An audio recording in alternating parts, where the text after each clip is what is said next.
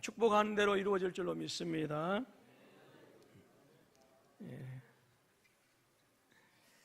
모함 여인이었던 룻은 하나님의 은혜를 구하는 여인이었어요. 오늘 저와 여러분들이 하나님의 은혜를 구하는 그런 은혜가 있어지기를 주님의 이름으로 축원합니다. 룻은 이미 늙어버린, 그래서 더 이상 삶의 소망이 없는 시어머니 나오미를 따라서 베들레헴으로 오게 됩니다. 그런데 이것은 단순히 효도 차원을 넘어선 것입니다. 그것은 보아스의 말에서 우리가 알 수 있는 것처럼 모압 여인이 베들레헴으로 오게 되어진 것은 다른 특별한 이유가 있어서예요. 보아스는 룻을 만나서 12절 말씀에서 이렇게 이야기합니다.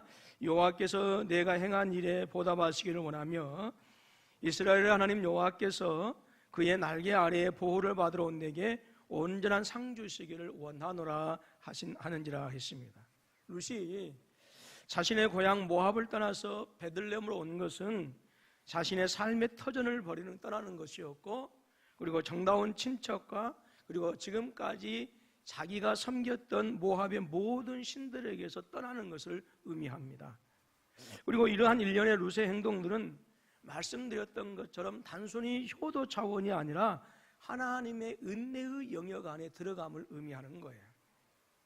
보아스는 바로 이것을 얘기하고 있어요. 여러분, 이 룻이라고 하는 여인이 하나님의 은혜를 구한 것은 단순히 하루의 굶주림을 채우고자 하는 그런 정도의 은혜가 아닙니다. 어떠하든지 누군가로부터 약간의 도움을 받았으면 하는 정도의 그러한 것이 아니에요. 우리가 분명히 알아야 할 것이 있습니다. 이 룻이라고 하는 여인이 은혜를 구합니다라고 했을 때 이것은 지금까지 삶의 모든 가치관, 그리고 자신이 의지해왔던 삶의 방식, 그리고 자신이 추구하고자 했던 인생의 모든 목표를 끊어버리는 모험이고 결단이고 그리고 도전이고 선택이라고 하는 이것이 룻이라고 하는 이 여인의 삶의 밑바탕에 깔려 있었다라고 하는 거예요. 룻기서 1장 17절로 18절 말씀인데요, 한번 우리 같이 읽어볼까요? 시작.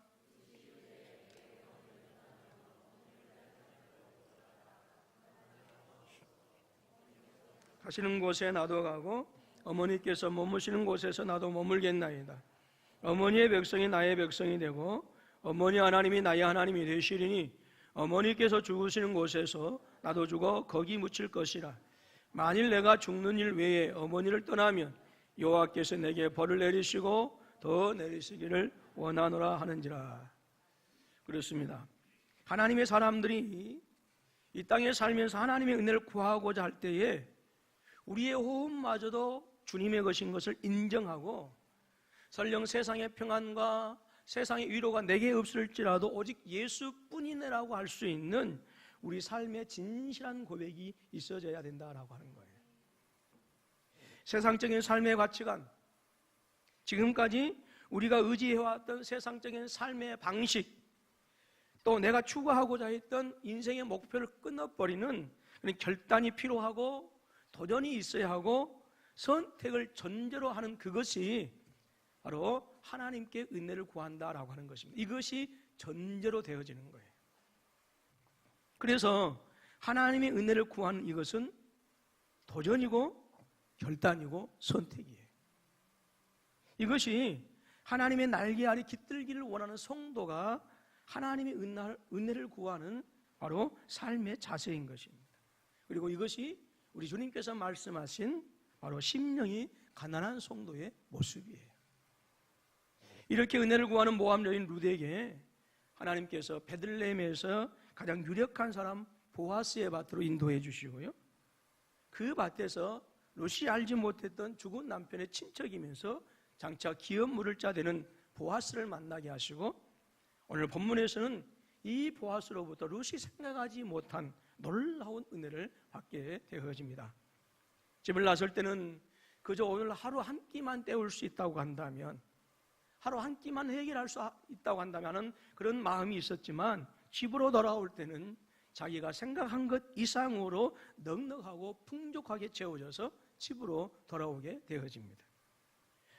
오늘의 본문 말씀 역시도 은혜를 구하는 룻에게 하나님의 은혜가 풍성하게 지금 계속해서 펼쳐지고 있는 장면을 우리가 보게 되어집니다. 오늘 본문 말씀에서 하나님에게 은혜를 구하는 룻에게 하나님께서 주시는 은혜가 있습니다. 자, 8절로 9절의 말씀입니다. 같이 읽습니다. 시작. 내 딸아 들으라. 이삭을 두르러 다른 밭으로 가지 말며 여기서 떠나지 말고 내 소녀들과 함께 있으라. 그들이 베는 밭을 보고 그들을 따르라. 내가 그 소년들에게 명하여 나를 건드리지 말라 하였느니라. 목이 마르거든 그릇에 가서 소년들의 기르는 것을 마시라. 은혜를 구하는 룻에게 하나님께서 주시는 은혜가 있어요. 그것은 보호하심의 은혜였어요. 지켜주심의 은혜였다라고 하는 거예요. 이미 알고 있는 것처럼 룻은 모압 여인입니다. 또한 이 룻은 베들레헴에게서는 자신을 보호해줄 수 있는 어떤 일가 친척도 없는 그런 여인입니다. 더더구나 남편이 없는 젊은 과부입니다. 이러한 형편의 여자가 들판에서 이삭을 줍고 있습니다. 여러분, 룻이 살았던 시대는요 사사시대였어요. 사사시대는 어떤 시대였냐면 왕이 없어서 자기의 속은 대로 옳은 대로 행하였던 그런 시대였습니다. 말씀드렸던 것처럼 법보다 주먹이 가까운 시대였고 정의보다는 폭력이 앞섰던 그런 시대였어요. 약한 자들, 가난한 자들, 힘이 없는 자들은 보호받지 못한 그런 시대가 바로 사사 시대였습니다. 그렇기 때문에 지금 룻의 형편은 마치 광야에 놓여진 한 마리의 양과 같은 정말로 불쌍한 그런 형편입니다. 룻을 방어해 줄 수 있고 룻의 신변을 안전하게 해줄 수 있는 그 어떤 장치도 없어요. 집에 돌아온 룻에게서 그날 하루 있었던 일을 나오미가 다 듣고 나서 이렇게 이야기합니다. 2장 22절 말씀 보니까 나오미가 며느리 룻에게 이르되 내 딸아 너는 그의 소녀들과 함께 나가고 다른 밭에서 사람을 만나지 아니하는 것이 좋으니라 하는지라. 대단히 완곡한 표현이에요. 그런데 이 말씀을 공동 번역본에서는 이렇게 번역했어요. 나오미는 아가 내가 그댁 아낙네들과 함께 일하러 나가게 되었다니 참 잘 되었다. 다른 밭에 갔다가 남자들에게 욕을 당할 염려가 없게 되었구나 하고 며느리에게 말했다. 표준 세번역 성경에서도 이렇게 번역합니다. 나오미가 며느리 룻에게 일렀다. 얘야 그가 데리고 있는 젊은 여자들과 함께 다니는 것이 좋겠구나. 젊은 남자 일꾼들에게 시달림을 받다가 다른 밭으로 가지 않아도 되니 말이다 라고 했어요. 그러니까 아침에 며느리 룻을 보내놓고 시어머니 나오미는 하루 종일 걱정하고 있었어요. 어떤 걱정? 혹시라도 이방 여인이기 때문에 또 남편이 없는 젊은 과부이기 때문에 혹시라도 남자들에 의해서 어떤 성적 놀림이 되지 않을까라고 하는 걱정이 있었던 거예요. 룻은 당시 사회에서 여자로서 과부로서 이방인으로서 그리고 지극히 가난한 여인으로서 가질 수 있는 모든 위험에 그대로 노출되어져 있는, 말씀드렸던 것처럼 룻을 안전하게 해줄 수 있는 어떤 보호장치도 전혀 가지고 있지 않는 그런 여인이었습니다.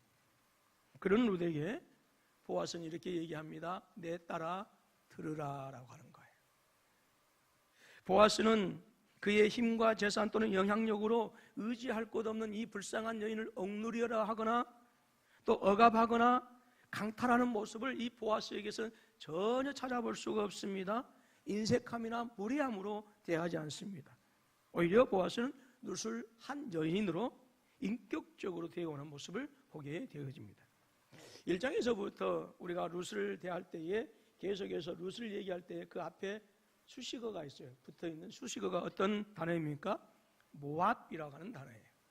이미 수차례 말씀드렸던 것처럼 이 모압이라고 하는 단어는 수치의 이름입니다. 부끄러움의 이름입니다.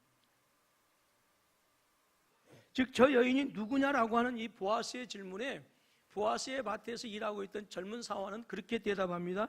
이는 나오미와 함께 모압 지방에서 돌아온 모압 소녀입니다. 그런데 보아스는 이 룻을 부를 때에 어떻게 부르고 있어요? 모압 여인아 그렇게 하지 않아요. 내 딸아 라고 그렇게 부르고 있어요. 여러분 여기서 내 딸아 라고 하는 이것은 보아스가 룻을 대할 때에 이방 여인으로 더 이상 천대와 멸시의 대상으로 여기는 것이 아니에요. 모함 여인으로 대하는 것이 아니라 이제는 하나님의 언약의 백성, 이제 하나님의 날개 아래 깃들이면서 이제 하나님의 상을 당연히 받아야 할 그 여인으로 대하고 있는 거예요. 그리고 9절의 말씀에서 이렇게 말씀합니다. 같이 한번 읽습니다. 시작.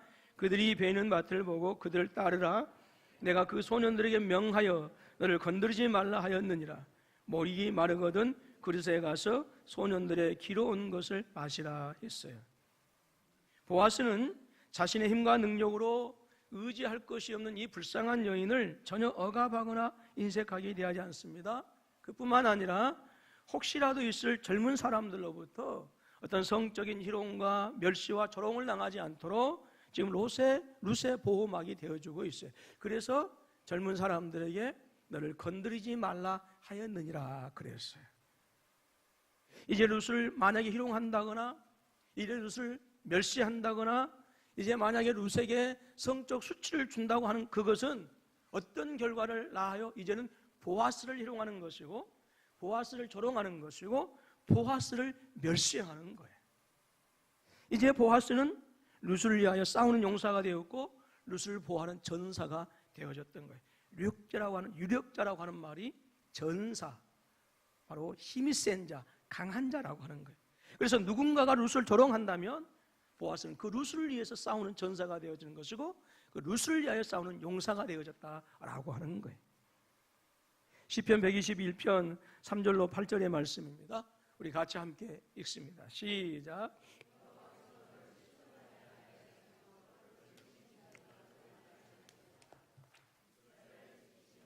졸지도 아니하시고 주무시지도 아니하시리로다. 여호와는 너를 지키시는 이시라. 여호와께서 내 오른편에 내 그늘이 되시나니 낮에 해가 너를 상하게 하지 아니하며 밤의 달도 너를 해치지 아니하리로다. 여호와께서 너를 지켜 모든 환난을 면하게 하시며 또 내 영혼을 지키시리로다. 여호와께서 너의 출입을 지금부터 영원까지 지키시리로다 라고 했습니다. 자, 우리 잘 아는 찬양이 있죠. 하나님은 너를 지키시는 자. 예. 악보 있습니다. 우리 성가대 좀 크게 해주시기 바랍니다. 하나님의 은혜를 구하는 심정으로 하나님께서 우리를 지키는 은혜를 달라고 간절한 심정을 가지고 함께 찬양했으면 좋겠어요. 하나님은 너를 지키십니다.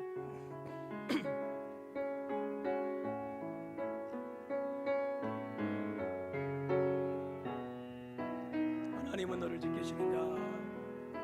하나님은 너를 지키시는 자. 너의 우편에 그늘 대시니 낮의 해와 밤의 달도 너를 해치 못하리.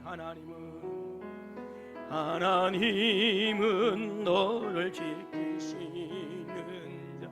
너의 환난을 면케하시니 그가 너를 지키시리라. 너의 출입을 지키시. 아멘. 눈을 들어 산을 보아라. 너의 도우 어디서 오나. 천지 지으시 너를 만드시 여호와께. 다시 한번. 하나님은 나를 지키시는 자. 하나님은 나를 지키시는 자.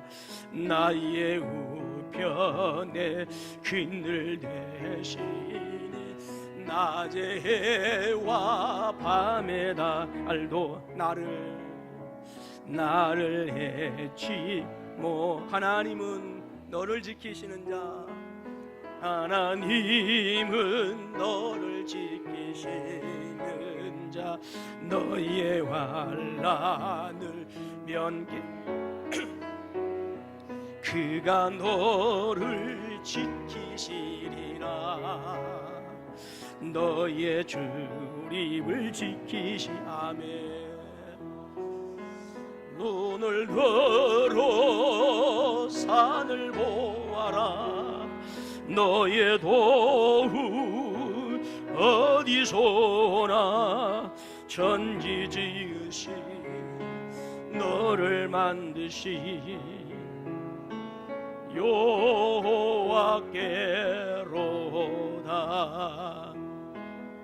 아멘. 이 하나님의 보호하심의 은혜, 지키심의 은혜가 모함 여인 룻에게 임하는 거예요. 여러분, 하나님께서 여러분의 인생과 여러분의 자녀들을 위하여 싸우시는 용사가 되시기를 원하십니까? 하나님께서 여러분의 인생과 자녀들의 삶의 거처가 되시고 보호막이 되시기를 원하십니까? 그렇다면 룻처럼 하나님의 은혜를 구하시기를 주님의 이름으로 축원합니다. 하나님께서 우리의 보호자가 되시고, 하나님께서 우리의 용사가 되시고, 하나님께서 저와 여러분의 인생의 유력자가 되시면 세상의 그 어떤 세력이 여러분들을 향하여 도전할지라도 결코 여러분들을 해할 수 없으며 여러분들은 무너질 수 없음을 믿습니다.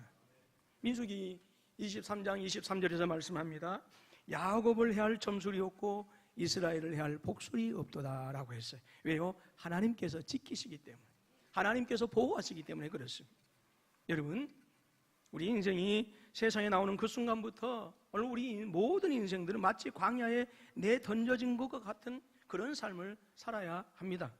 언제 어디서 무엇이 어떻게 내 삶을 위협하고 해롭게 할지를 전혀 알지 못한 채 우리는 인생을 살아가고 있어요. 아침에 나갔다가 과연 우리가 평안하게 집에 돌아올 수 있을 것인가를 장담할 수 없는 세상에 우리가 놓여져 있어요. 내일 일을 장담하지 못합니다. 내년 일을 장담할 수 없는 것이 저와 여러분들이 살아가고 있는 현실 세계입니다. 이러한 광야 같은 세상을 지나면서 정말로 저와 여러분들에게 필요한 것이 무엇이겠습니까? 바로 이스라엘 백성들이 광야를 지날 때에 구름기둥과 불기둥으로 이스라엘을 지키셨던 그 하나님의 보호하심이 정말로 우리에게 절실한 줄로 믿습니다. 사랑하는 우리 군포서북교회 성도 여러분, 진심으로 바랍니다. 하나님의 은혜를 구하십시오. 하나님의 은혜를 꿈꾸십시오. 그리고 하나님의 날개 아래 깃드실 수 있기를 주님의 이름으로 축원합니다. 또한 오늘 본문의 말씀에서 은혜를 구하는 룻에게 주시는 또 한 가지 하나님의 은혜가 있습니다. 그것은 채워주심의 은혜예요. 모함 여인 룻이 시어머니를 따라서 베들레헴으로 올 때는요, 정말로 아무것도 없는 그야말로 빈 털털이 신세였어요. 베들레헴 사람들은 어떤 것을 먹어야 할지를 고민할 때에 룻은 먹는 것 그것 자체가 생존이었어요. 남의 밭에 가서 이삭을 줍지 않으면 하루하루를 굶어야 하는 형편입니다. 나오미와 룻의 밀가루통은요 항상 비어 있었어요. 여러분 생각해 보십시오. 밥을 하러 갔는데 쌀통에 쌀이 없어요. 그 심정. 제가 총각 전도사 때 추운 겨울에 교회에서 조그만 방에서 살았는데 새벽에 조금 전기장판 이렇게 꼽아놓고 이불 해놓으면 목사님이 살그머니 가서 그 전기장판 코드를 빼버리셨어요. 얼마나 서운한지 몰라. 오늘 아침에 쌀도 없고 먹을 것도 없어가지고 그저 그냥 멍하니 하늘만 쳐다보고 있는데 통통하게 생긴 초등학교 녀석 하나가 같이 자기를 원해서 같이 잤는데 슬그머니 집을 나가더니 한참 있다가 도시락을 가지고 와요. 초등학교 4학년 때였어요. 그랬더니 김밥을 내는 거예요. 제가요 전사님이 아침에 굶은 것 같아서 엄마한테 얼른 가서 김밥 만들어 달라요. 그것을 잊지 못해요. 근데 그 친구 이름이 가물가물해요. 설씨였어요. 설씨. 꼭 그 친구를 만나고 싶어요. 여러분 아침에 일어났는데 먹을 게 없어요. 쌀을 뒤졌는데 쌀통에 쌀이 없어요. 룻의 삶이었어요. 뿐만 아니라 이 두 시어머니와 며느리 배도 항상 굶주려 비어 있었습니다. 베들레헴으로 돌아온 룻의 인생 자체가 텅 빈 인생이었어요.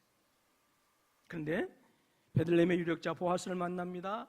그랬더니 텅 빈 인생이었던 룻의 삶이 하나님의 은혜로 채워지기 시작한 거예요. 14절로 17절 말씀입니다. 우리 같이 한번 읽습니다. 시작.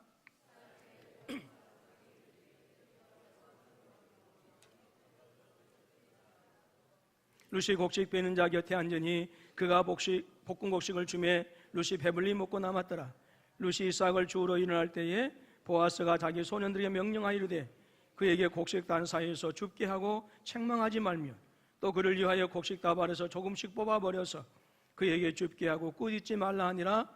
룻이 밭에서 저녁거리 줍고 그 죽은 것을 떠니 보리가 한 에바쯤 되니라 했습니다. 이날은 베들레헴으로 돌아와서 가장 룻이 배불렀던 날이었어요. 보아스는 자신의 밭에서 일하는 소년들에게 명합니다. 곡식 단 사이에서 줍게 하라라고요. 당신은 그냥 아무데나 돌아다니면서 이삭을 줍는 게 아니고 그 일꾼들의 뒤를 따라가면서 주어야 했어요. 그런데 그러면 그렇게 많이 얻지 못해요. 줍지 뭐. 그래서 이 밭에서 저 밭으로 가야 하는 거예요. 근데 곡식과 곡식 단 사이에서 주우라라고 하는 거예요. 그뿐만이 아닙니다. 룻을 위하여 일부러 곡식을 조금씩 뽑아 버리라라고 해요. 그것을 룻으로 하여금 죽게 하는 거예요. 이렇게 해서 그 죽은 것을 떨어봅니다. 떨어봤더니 보리가 한 에바쯤 되었다라고 하는데 한 에바쯤은 약 22리터를 얘기해요. 무게로 재면 약 30kg 정도가 나간다고 합니다. 더 나아가서는 룻의 인생 전체가 채워지는 은혜가 있게 되어집니다. 아침에 들여나갈 때는 모든 것이 텅 빈 그런 상태였어요. 그러나 저녁 때가 되어 집으로 돌아올 때는 모든 것이 넉넉하게 채워져서 집으로 돌아올 수가 있었어요. 보아스는 룻의 모든 필요한 것들을 채워준 거예요. 그날 하루만 넉넉하게 채워진 것이 아닙니다. 룻의 인생 전체가 보아스의 사랑으로 채워졌고 보아스의 그 부유함으로 채워지게 되었습니다. 그것도 넘치게 채워진 거예요. 저와 여러분에게 이러한 은혜가 있어지기를 주님의 이름으로 축원합니다. 여러분, 텅 빈 인생이 채워지는 것, 이것이 은혜예요. 여러분, 우리의 텅 빈 그물에 가득 채워지는 것, 그것이 은혜입니다. 공부하고 피곤하며 고달픈 인생들에게 하늘의 이슬과 땅의 기름짐으로 채워지는 것, 그것이 하나님의 은혜입니다. 여러분, 어쩌면 저와 여러분들 가운데서도 먹는 것이 너무 넘쳐나서 오늘 무엇을 먹어야 할지 고민하신 분들이 있는가 하면, 아니면 먹는 것 자체가 생존인 분들도 있을지 모르겠어요. 어떤 분은 물질은 부족함이 없으나 삶의 기쁨과 즐거움이 그 인생에서 텅 비어 있는 분들도 있어요. 어떤 분들은 육신은 건강할지 모르겠지만 영적인 생명력은 텅텅 비어 있는 분들도 있습니다. 그러나 여러분, 육의 것이든지 영의 것이든지 아무것도 염려하지 말고 모든 것을 후히 주시고 꾸짖지 아니하시는 하나님에게 은혜를 구하시기를 주님의 이름으로 축원합니다. 야고보서 1장 5절에서 약속하고 계십니다. 시작. 너희 중에 누구든지 모든 사람에게 후히 주시고 꾸짖지 아니하시는 하나님께 구하라. 그리하면 주시리라 말씀하셨고요. 시편 107편 9절입니다. 그가 사모하는 영혼에게 만족을 주시며 줄인 영혼에게 좋은 것으로 채워 주시리로다 했어요. 룻은 13절에서 보아스에게 이렇게 대답합니다. 내 주여, 내가 당신께 은혜 있기를 원하나이다.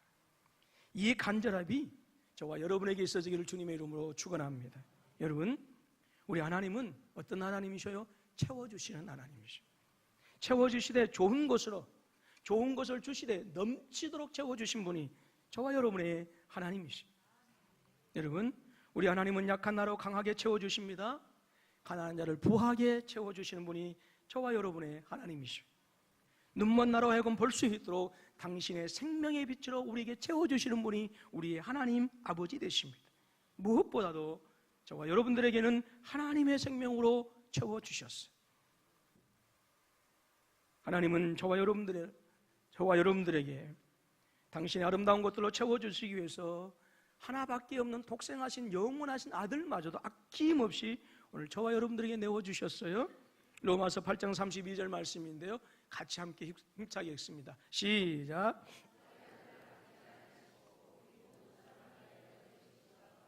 그 아들과 함께 모든 것을 우리에게 주시지 아니하겠느냐. 그럼에도 불구하고 구하지 않는다면 누릴 수 없는 것이 은혜입니다. 시편 81편 10절로 12절 말씀인데요, 다시 한번 또 같이 읽습니다. 시작. 나는 너를 애굽 땅에서 인도하여 낸 여호와 내 하나님이니 내 입을 크게 열라 내가 채우리라 하였으나 내 백성이 내 소리를 듣지 아니하며 이스라엘이 나를 원하지 아니하였도다. 그러므로 내가 그의 마음에 완악한 대로 버려두어 그의 임의대로 행하게 하였도다. 하나님은 가나안 사람들이 보지도 못하고 듣지도 못하고 알지도 못한 정말 좋은 것들을 당신의 백성인 이스라엘 백성들에게 채워주고 싶으셨어요. 그래서 내 입을 크게 열라 그렇게 말씀하셨어요. 그럼에도 불구하고 이스라엘 백성들은 구하지 않았어요. 그랬더니 하나님께서 그래 구하지 않았어? 그럼 그걸로 끝이다라고 하는 거예요. 여러분, 타락한 사람들의 특징이 무엇인 줄 아십니까? 그것은 하나님의 은혜 없이도 살 수 있다라고 하는 거예요. 교만한 사람들의 특징이 무엇입니까? 하나님의 은혜 없이도 잘 살 수 있다라고 하는 것입니다. 바로 그것이 아담의 모습이고 그것이 우리 시대의 모습이에요. 현대인들은 자신들의 머리를 하나님으로 삼고 살아갑니다.